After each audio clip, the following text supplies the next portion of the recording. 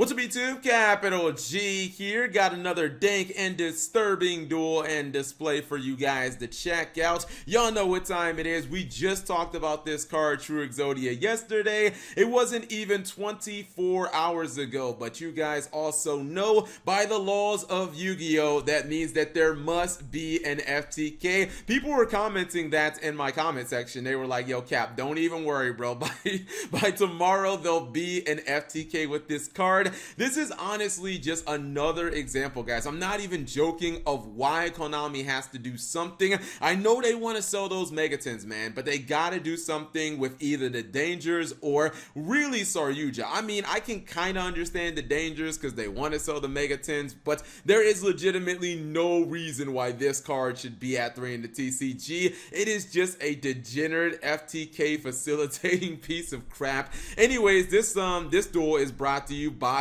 another one of my moderators on my live stream. You guys probably think that I have my mods on like a sweatshop just producing duels. No, it just so happens that they like playing FTKs because they're degenerates. The last one, the Earthbound Immortal FTK, that was one of my moderators, but this one's a little different. For the most part, you guys already know what is going to happen. This is going to be a danger facilitated FTK, which means that there's going to be a lot of Saryujas, there's going to be a lot of drawing cards. There is also going to be a whole lot of the beginning of the end. That card will probably be activated 2 or 3 times, 2 times at a minimum, and this is just, you know, the problem. And I've talked about this in video after video after video. As we just get more danger monsters, decks like this become more consistent. So either Konami has to just completely get rid of Saryuja, or at least put it to 1 so you can't use its effect more than once in a duel, or they got to start hitting the danger cards. Now it's interesting because you would think in theory that an EXODIA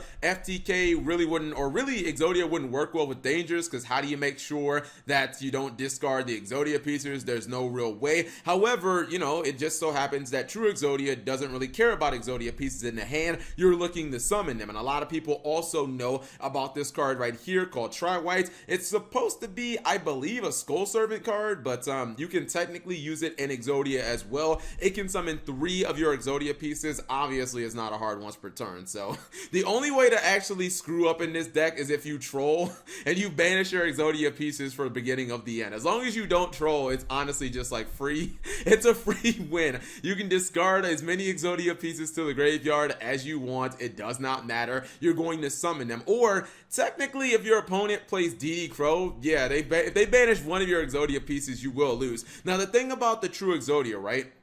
Because I was wondering, I was like, well, if you're going into Saryuja, how exactly are you going to have a field with just normal EXODIA pieces? But what you do is, and this FTK is so freaking scuffed, man. Anytime you do this, you know it's a scuff play.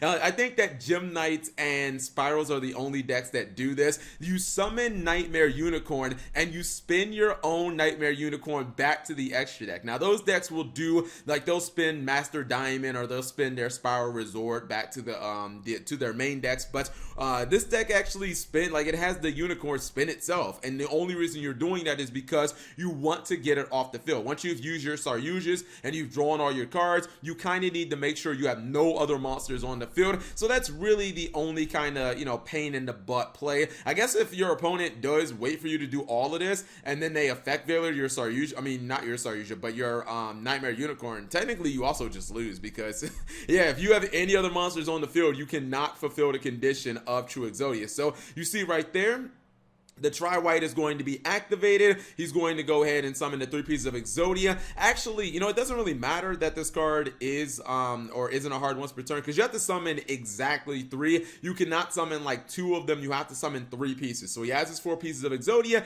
and some of you guys already know the card that's going to work. He's going to activate Give and Take, and Give and Take, it special summons a monster from your graveyard to your opponent's side of the field. Thus, you're going to summon the True EXODIA, and its effect is going to instantly kick in, and bada bing bada boom, you actually win the duel because your opponent your opponent controls EXODIA and you are the opponent of the controller of the EXODIA, so you actually win. And you know, these are really fun duels, but like honestly, there's just the underlining theme is get rid of freaking Dangers in Saryuja, guys. When you have these kind of alternative win conditions, and like every single one of them can be broken within 24 hours by the same core engine, you know you got a problem. So whatever you guys think, leave it in the comment section below.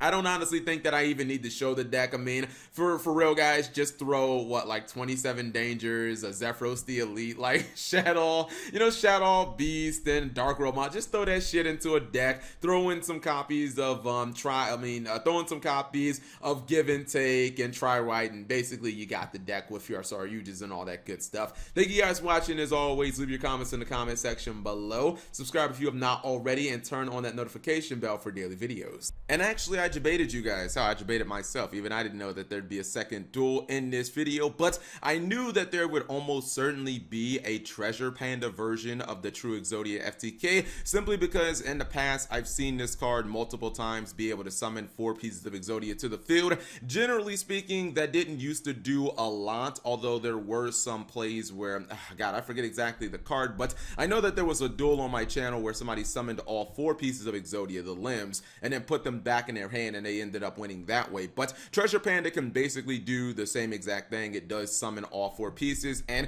this build can run Dangers. This particular build is running Dangers, but it's not like they're not as necessary as the other kind of Danger builds. But the reason you'll see these builds, the Treasure Panda builds, is because not only do they summon the pieces of EXODIA, but then you can also run the other draw cards like Spellbook of Knowledge. You can run White Elephant's Gifts. I actually think that this build might be a little better because it's not as random with, you know, the danger cards and having to, you know, hope your opponent doesn't hit dangers. Basically, it's just resolve Treasure Panda and you just get all the pieces. Another thing is, and you can see, like, this is so much quicker. Just that easy to get the 4 pieces of EXODIA on field because the Treasure Panda basically does all the work. This is also easy because you don't have to rely on going for like Nightmare Unicorn and bouncing your own card off the field. This can actually be done with Obliterate.